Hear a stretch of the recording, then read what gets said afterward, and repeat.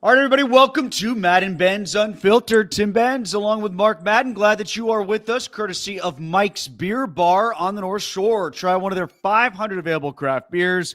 Grab some food, including the fabulous Steak and a Stone, and watch Pittsburgh sports all year long on one of their many big screen TVs directly across from PNC Park at the end of the Clemente Bridge. Meet me at Mike's and meet us as well, even though there is no game to preview. We'll have our Friday football show with myself and Mike DeCourcy here on Friday. Plenty of college to talk about and big picture with the Steelers. Preseason as well. That is wrapped up. You can look into the regular season now for the Steelers. Mark, has your mind changed at all about the Steelers' big picture entering 2025 based on anything you saw in August? Mine hasn't. Not only not based on anything I saw in August, but anything I saw in training camp and everything prior to that, aside from the signing of Aaron Rodgers. It's been a relatively uneventful offseason in terms of changing what I believe the team can be. And yeah, they got Rodgers, they got Ramsey. They made some big uncharacteristic moves, but the song remains the same. I still see it as a borderline playoff team that can't win a playoff game. And had Rodgers played in preseason, had I seen a dynamic offense, had I seen what he and DK can do together, maybe I could have been persuaded to upgrade emotionally and mentally a little bit, but I have to see it. That's exactly where I am, too. I mean, if you're somebody who, because of the signings, you saw Jalen Ramsey's name, you saw Darius Slay's name, you saw Rodgers and Metcalf, you automatically then went to, okay, they're better, then think that way because you shouldn't have seen anything that would change your mind. If you're somebody like me who said they're still 9-8 at best, still a team that gets to the playoffs and loses in the first round at best, I wouldn't change your mind either because nothing has happened to sway opinions in that regard. Positively or negatively, the Steelers are who they used to be, in my opinion. Yeah, and they still have a bunch of traps that are set. Like, I still don't think they could run the ball. I know they're dead in the water if DK Metcalf gets hurt because they don't have a legitimate number two that could step up and even briefly be a number one. And we still got a defense that gets paid like it's elite, but hasn't actually been elite for quite some time. Like I said, a lot of traps. Now, one thing that might come into play from the preseason, it depends on how long Derek Harmon is out. Keanu Benton is banged up too, apparently. And there's also, I think he's going to be okay. Y.A. Black played great in the last preseason game. So if anything was bothering him from the Tampa week, it hasn't carried over. He should be okay, but he can only fill one spot. He can't fill two, and he's a rookie to begin with. So that defensive line, which was supposed to be restructured with youth, as opposed to the secondary, which was restructured with veterans, that might have taken a hit in the preseason. So that is a potential negative there. Yeah, and again, I'm focused and have been on week one at New York, the double quarterback revenge spot. If you lose that game, the optics are so bad, you're going to be demoralized. I think the season gets decided in the early going. I think they got to start 4-1, and a microcosm is week one. I think they got to win. I think that's non-negotiable. And since we didn't see anything in the preseason, didn't see that upgrade, we can assume the upgrade, but we can't count on the upgrade. Now, Mark, when we talked on the podcast, we got into a lot of different machinations about all this, but I tend to think that when you look at preseason, is it worth it or not to play your veterans? You know it when you see it. Like, you don't need to play TJ Watt this preseason, contract or not. You really didn't have to play Cam Hayward, for that matter, Patrick Queen, a lot of those guys on defense.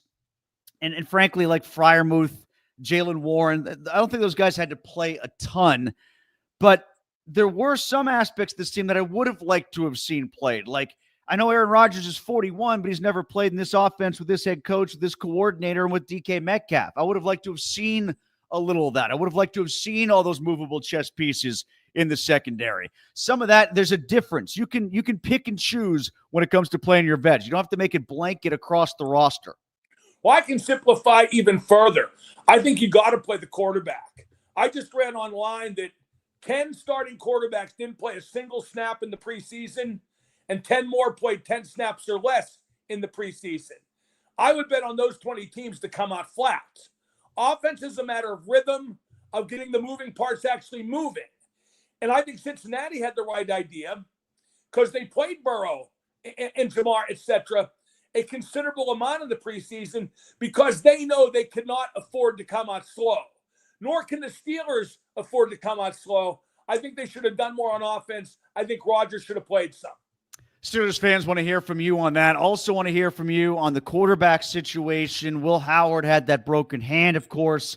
Skylar Thompson played better than people expected with an incredible number of snaps, honestly. He got a ton of work because you didn't see any Rodgers and there was no Will Howard to play. So it was basically Mason Rudolph and Skylar Thompson. Now, they could trade Thompson, Mark, and maybe get something for him. The Raiders are in need of a quarterback now. They lost their backup, Aiden O'Connell. He's out 6 to 8 weeks. Maybe you get a late-round draft pick, and every draft pick you have is a draft pick that can parlay into something else next year when they might be hunting for a quarterback. I'd definitely dangle him out there and see if somebody wants to take him. Yeah, I don't think anybody will. After all, he's Skylar Thompson.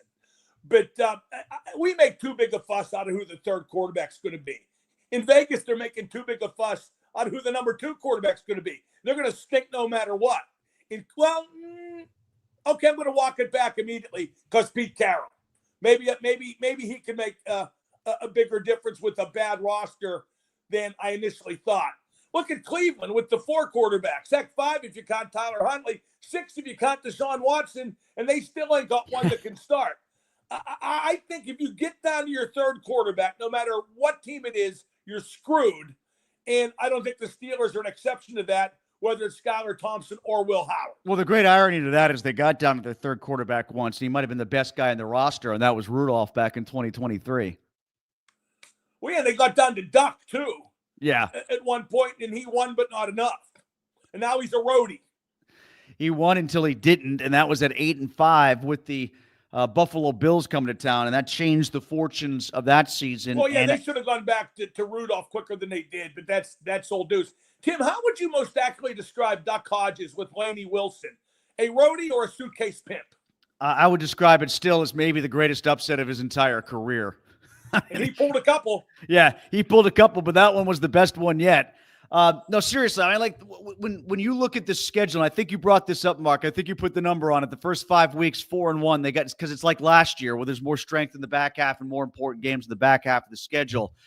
This is a team that has often found itself in trouble in the back half of the season because its offense never correlated with the defense in the first 5 to 6 weeks. It's always about the offense catching up to the defense. They tend to do it for about a 7-week stretch. This whole thing about Mike Tomlin never having a losing season, that's based primarily on October and November, and then it's wonky on either side of that. Spotty starts, bad finishes, and that's why you see them limping into the playoffs all the time. But you can never count out a Tomlin team, Tim. That's what I've been told by Mike Greenberg many times. Yeah, boy, I hope somebody loves me as much as Greeny loves Tomlin, but I think the ship sailed on that one. That latest example where he talked about how Aaron Rodgers will succeed because of Mike Tomlin and implying that Ben Roethlisberger succeeded because of Mike Tomlin. Good God. Well, that was the funny thing about that, Mark. He set out talking about Aaron Rodgers, but he used Rodgers as a backdoor way just to launch into another screed about how we've all got it wrong about Mike Tomlin. Yeah, and that streak of Tomlin's, that's a Ben streak. I say that again and again only because it's true. Ben seems bullish on them. Is that just Ben not being able to divorce himself from the team colors or what? Content for the podcast, knowing his audience, what is it? That's Ben wanting to be a preseason babyface until he turns heel on the podcast when they suck. Would he turn heel on Rodgers the same way he turned heel on Mason or no? No. Too much Hall of Fame level respect there. Yeah, that's true, probably. Mark, I want to get to the Penguins and their sale. We kind of stumbled on that conversation late in the podcast yesterday, but I think it's an interesting one. You had some interesting views on it. I advanced the idea that maybe this whole Hoffman family group was just sort of a way to get word out there that they're tacitly up for sale and maybe get the, the Lemieux and Burkles of the world to up their bid. No, absolutely not. Everyone knew they were up for sale. The Hoffmans are putting in a price at a reported $1.75 billion. That Mario and Ron, they can afford it, but they're just not going to. They're not going to have sold the team for $900 million and then buy it back for almost twice the price. I think Fenway's done a good job. I think Ron and Mario did an exceptional job. I think that this Hoffman Group investing $1.75 billion, they're not getting in it to F around, Tim. So at that price, I have all the faith that can buy. So I'm not as big of a fan of the Fenway Group as you are. I think you're predisposed to have seen them at their best because you've seen Liverpool through some good years. I've seen them at their best with all three of their franchises. I think they've done a great job with all of them.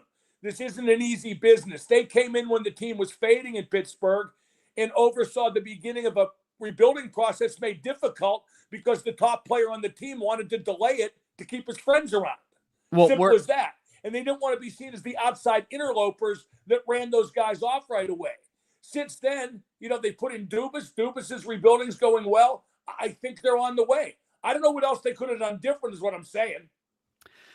I am actually in agreement with you when you compare it to, say, a group like this Hoffman family. So, like, for people who feel like this is nameless gray faces that are running the team from Boston because it's the Fenway Sports Group, then it's nameless gray faces that have 201 other family interests in business, everything from coffee and ice cream to financial corporations. Like, these guys have their hands in everything. So, like, if you think that there's sort of a distant corporate feel there, I could see why you would associate that with the Hoffman family too. But at least FSG has Liverpool, a racing company, and the Boston Red Sox as their entities, as opposed to, well, the Florida Everblades. Yeah, I mean, I think FSG had a better track record coming in. But again, the commitment of $1.75 billion is pretty impressive. Another FSG thing I want to cite, Tim. Remember they got skewered when they traded Mookie Betts to the Dodgers, right? Mm-hmm. Well, Mookie Betts signed a contract when he got there. What was it, 12 years, which is what he wanted in Boston? Mookie Betts had a couple more good years in L.A. Now he's mediocre, and now he's fading. They made the right move. No sports ownership group sees the future better than Fenway does. Look at how good the Red Sox are now in getting. Well, I have heard, and actually, one thing that stood out to me is I got this anonymous email from somebody who insists that they're part of a corporation that might be scooped up by this Hoffman family group, and thought that I was maybe too hard on them in the way I just portrayed them, and I portrayed them in print, that they're actually a good company. You usually don't get people who step forward and say, yeah, these people who are coming in are good owners, potentially good owners. I put a little bit of stock in that. Because, like you said, normally it's just the negative. You just get hit with the negative. No one's going to say anything positive. So I was encouraged that there was at least somebody who reached out who said, if they get a hold of the Penguins, that's not going to be a bad thing. Well, and the problem with this situation for any new owner, like when the Mario and Ron rumor was out there, oh, they'll come in and get this team ship shape and on top right away.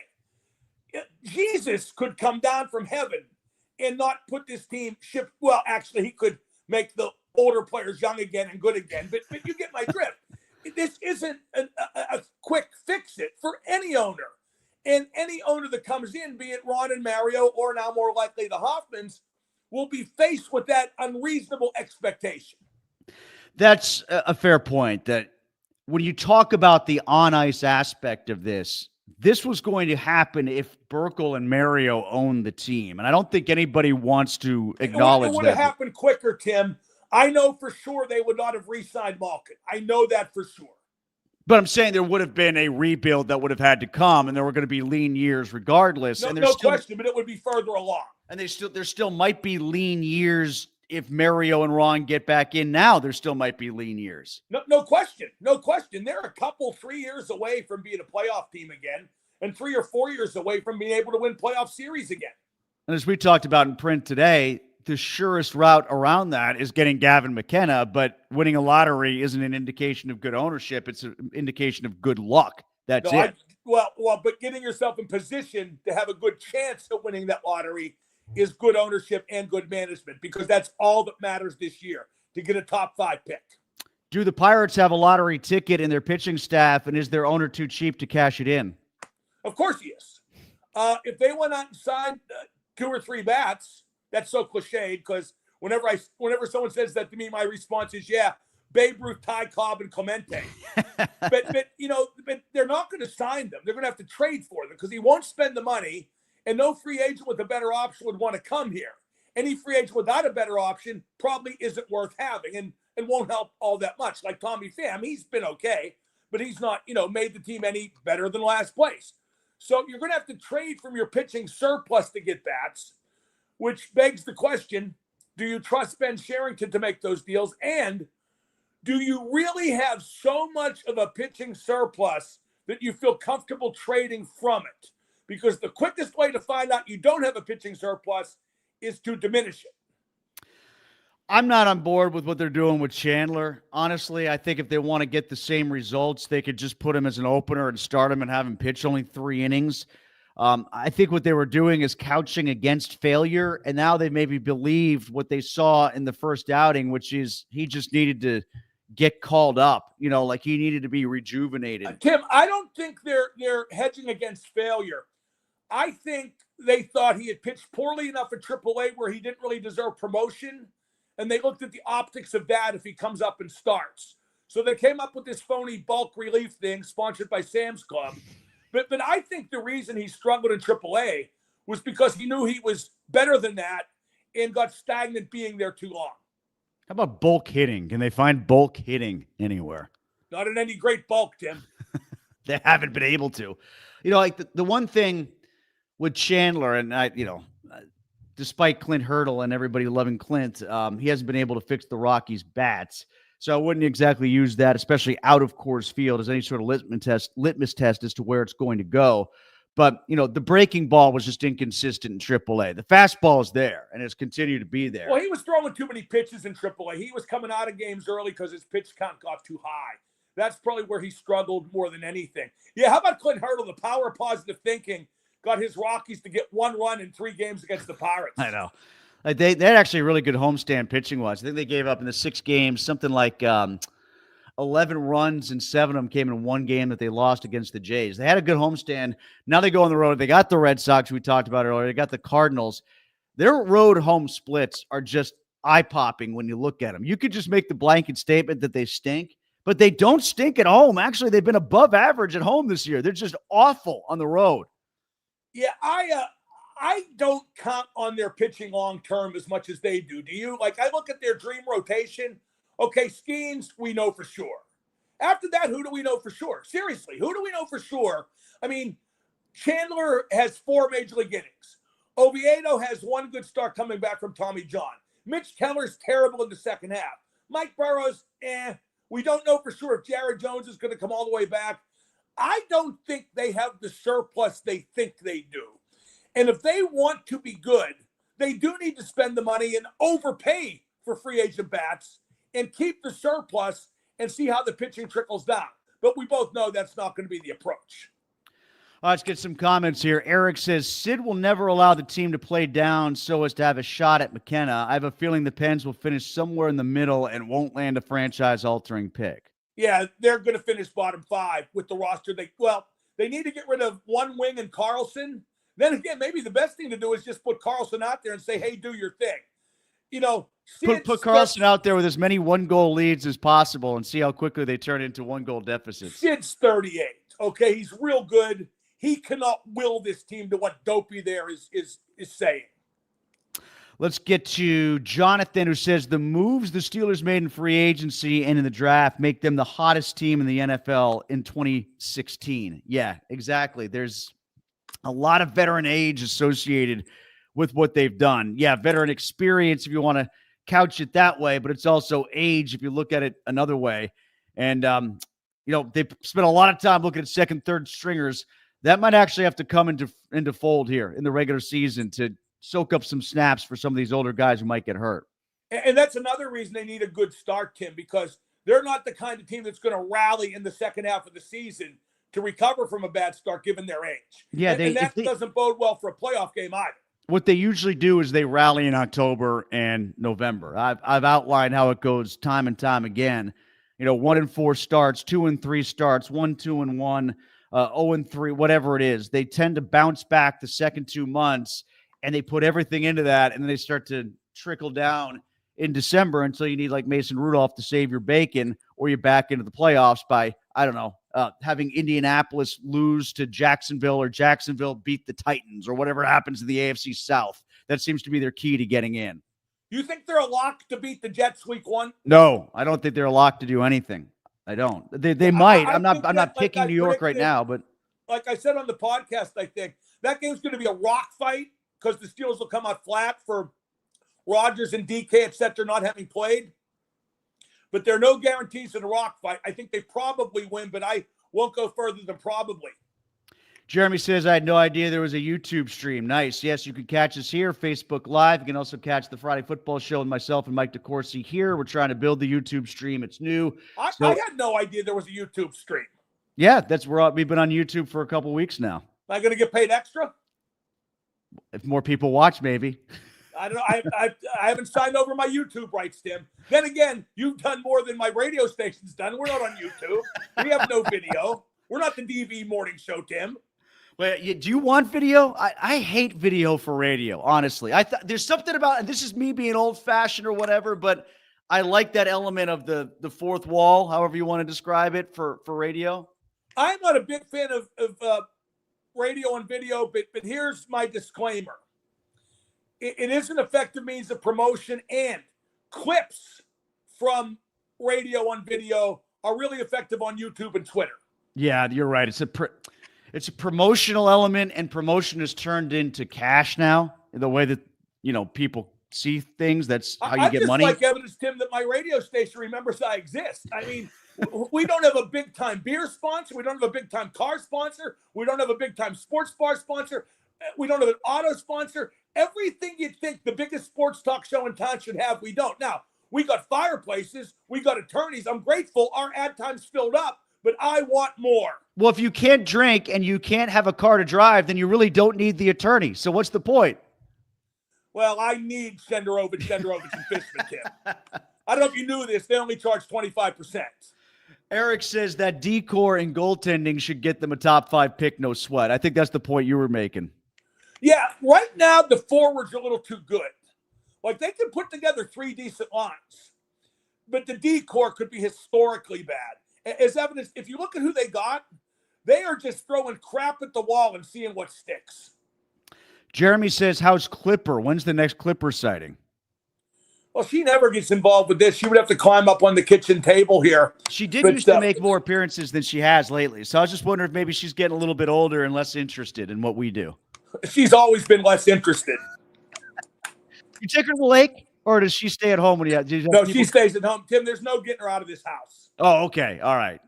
Like, when she has to go to the vet, do you walk away with scratches all over your arms? You have to load her. She's never, ever been to the vet. Oh, good luck with that. And so she hasn't. Tim, I can't get her in the box. Well, that's what I'm saying. If you have to take her to the vet and she has no inclination of what's happening when you try to put her in the box, that's going to be, talk about a rock fight. That will be your rock fight. She seems fine, though, because don't forget, Tim, if they never go outside, there's not a lot bad that can happen. Bill says the Steelers are masters of fooling themselves and their stooges into believing that they are world beaters, and they just aren't. I don't think anybody thinks they're a world beater right now, do you? I don't know that they think that.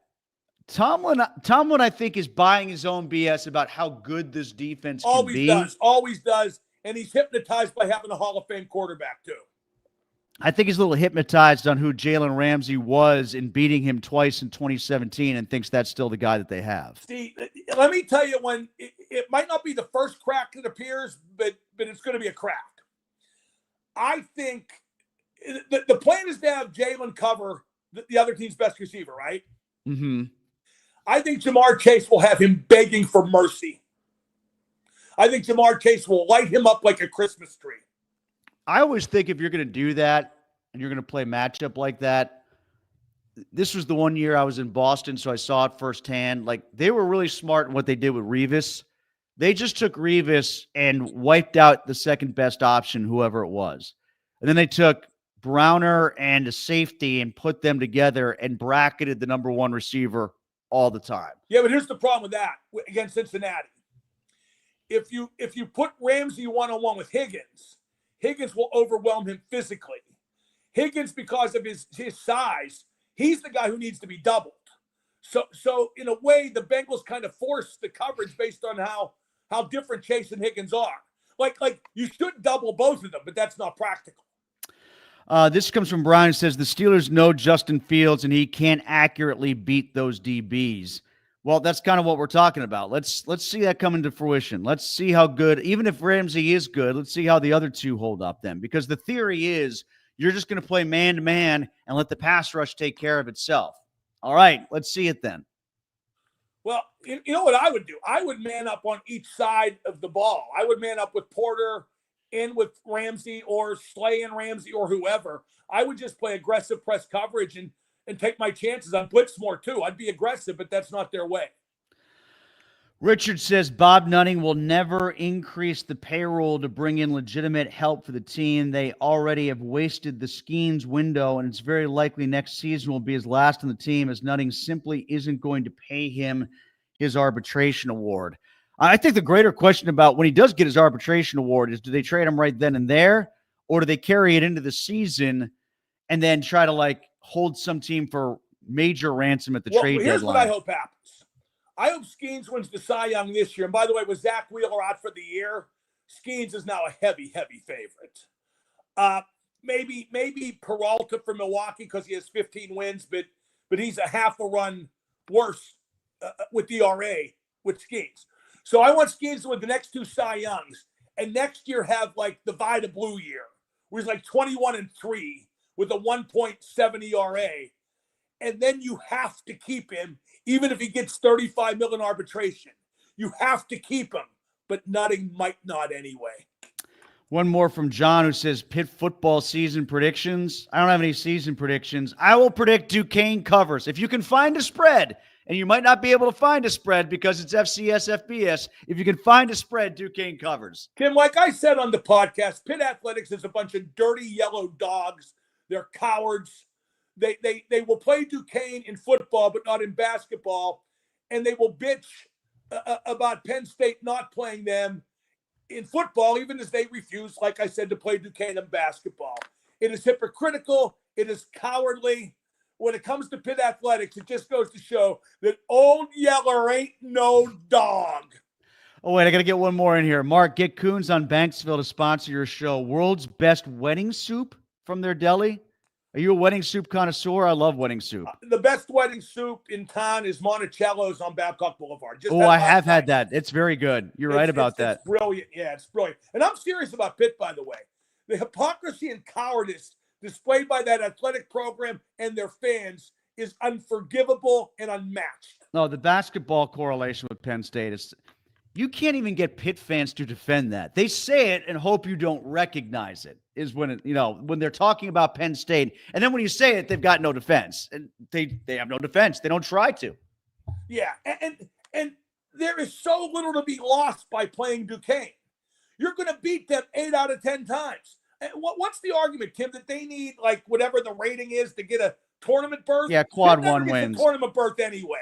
Don't worry about the minutia when the big picture's effed up. Mark, I understand that this will be a show for the ages today because you will have perhaps the greatest infection of soccer Tourette's you've ever had while doing a show. Is that right? No, not the greatest, because I've had Champions League semifinals during the program, but we got Liverpool at Newcastle today, and Liverpool are currently trying to buy Newcastle's best player, Alexander Isak. And the deal obviously hasn't gone through yet and only has a week to do so before the transfer window closes. But it'll be a really bitter atmosphere at St. James's Park. And not on our part. We're just trying to do to Newcastle with Isak what's been done to us a million times just this past offseason with Trent Alexander-Arnold going to Real Madrid. I mean, guys, move on. Live with it. So wait a minute. The transfer window goes into the season? This is kind of like a trade deadline, but just way earlier? Yeah, just a couple weeks into the season, September 1st. And then it opens again for the month of January. Oh, all right. So there's multiple ones then. Okay. All right. Well, it used to be you could get guys at any time.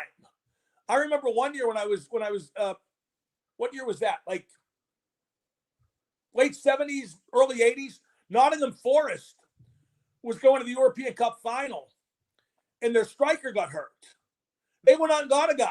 like 2 weeks before the European Cup final.